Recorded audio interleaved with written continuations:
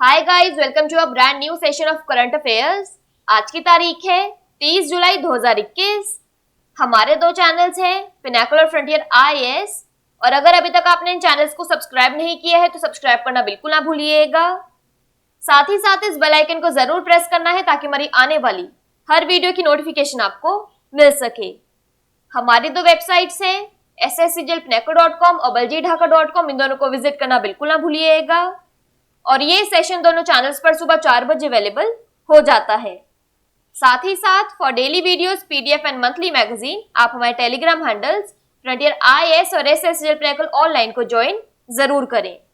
Start करेंगे previous quiz के साथ। मैंने आपसे पहला क्वेश्चन पूछा था कि बसवराज सोमप्पा बोम्मई किस राज्य के नए मुख्यमंत्री बने हैं, तो इसका सही जवाब था कर्नाटका।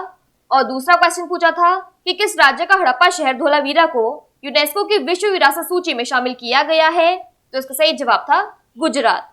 स्टार्ट करेंगे फर्स्ट क्वेश्चन। देखो आज के सेशन का, दक्षिण अफ्रीका के गोल्फर के हटने के बाद किस भारतीय गोल्फर ने टोक्यो ओलंपिक के लिए क्वालिफाई किया है, तो इसका सही जवाब है ऑप्शन नंबर डी, दीक्षा डागर।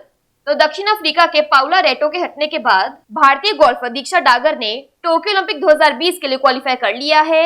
और ऑस्ट्रिया ने अपने गोल्फर सारा शॉबर के लिए पुनर्नियुक्ति नहीं करने का फैसला किया है। इंटरनेशनल गोल्फ फेडरेशन ने उनकी जगह को दीक्षा डागर को फिर से आवंटित कर दिया है। उन्होंने तस्वीर में देखिए। डागर के अलावा अदिति अशोक टोक्यो 2020 ओलंपिक में महिला गोल्फ में भारत का प्रतिनिधित्व करेंगी। नेक्स्ट क्वेश्चन देखो, अंतरराष्ट्रीय बाघ दिवस कब मनाया जाता है, तो इसका सही जवाब है ऑप्शन नंबर बी, 29 जुलाई। तो अंतरराष्ट्रीय बाघ दिवस हर साल 29 जुलाई को मनाया जाता है। यह जागरूकता बढ़ाने और बाघ संरक्षण के मुद्दों का समर्थन करने के लिए मनाया जाता है। इस दिन का मुख्य उद्देश्य बाघों के प्राकृतिक आवासों की रक्षा के लिए एक वैश्विक प्रणाली को बढ़ावा देना है। इस दिन को 2010 में सेंट पीटर्सबर्ग टाइगर समिट के दौरान अपनाया गया था। भारत ने बाघों के संरक्षण के लिए 1973 में प्रोजेक्ट टाइगर लॉन्च किया था। राष्ट्रीय बाघ संरक्षण प्राधिकरण के अनुसार भारत में 2967 बाघ हैं। नेक्स्ट क्वेश्चन देखो, किस देश ने हेपेटाइटिस सी के लिए दुनिया की पहली सस्ती और प्रभावी नई दवा पंजीकृत की है, तो इसका सही जवाब है ऑप्शन नंबर सी, मलेशिया। तो हेपेटाइटिस सी के लिए दुनिया की पहली सस्ती और प्रभावी नई दवा मलेशिया द्वारा पंजीकृत की गई है। यह नई दवा दुनिया भर में उन लाखों लोगों के लिए सुलभ उपचार की आशा प्रदान करती है जो इस बीमारी से पीड़ित हैं। हेपेटाइटिस सी के शुरुआती लक्षण बहुत कम होते हैं, इसलिए इसका निदान करना बहुत मुश्किल हो जाता है और इसे साइलेंट किलर कहा जाता है। रेमडेसिविर नाम की दवा को जून के महीने में सोफोसबुविर नाम की एक मौजूदा दवा के साथ उपयोग के लिए मंजूरी दी गई है।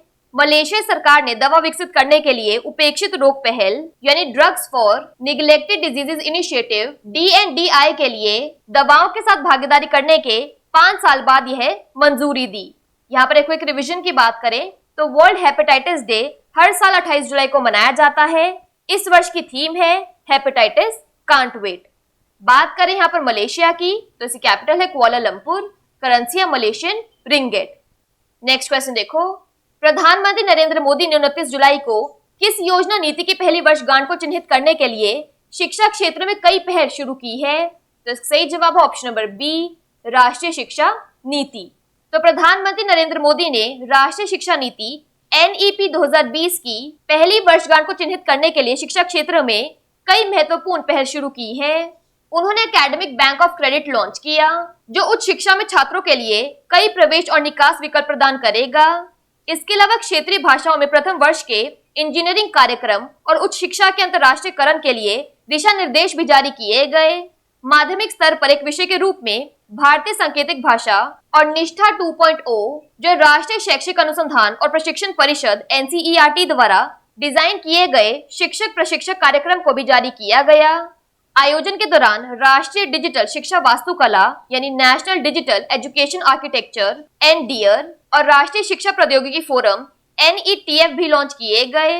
हमारे शिक्षा मंत्री हैं धर्मेंद्र प्रधान। नेक्स्ट क्वेश्चन देखो, किस राज्य सरकार ने राजीव गांधी ग्रामीण भूमिहीन कृषि मजदूर न्याय योजना शुरू करने की घोषणा की है, तो इसका सही जवाब है ऑप्शन नंबर सी, छत्तीसगढ़।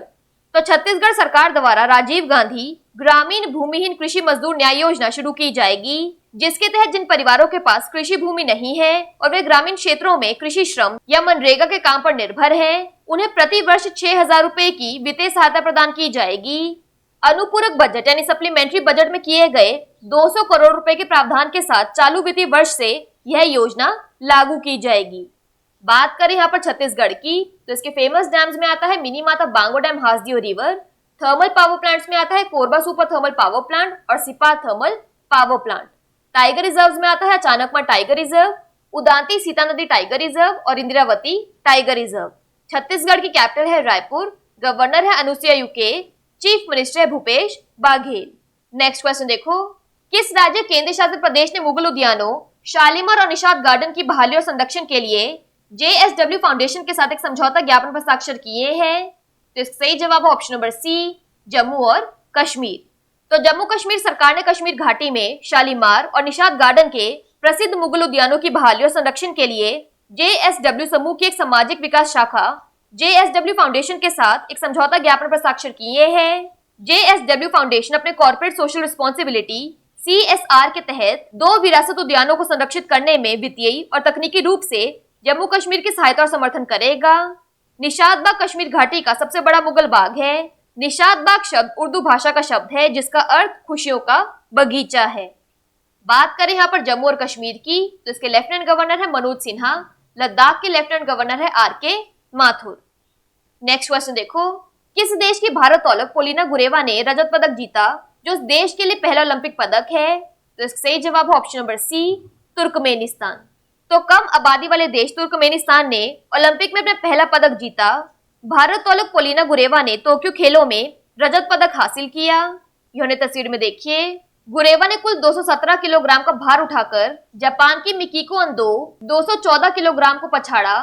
इस प्रतियोगिता का स्वर्ण ताइवान की क्यो हासिंग चुन ने जीता। तुर्कमेनिस्तान 1996 से ग्रीष्मकालीन ओलंपिक में भाग ले रहे हैं।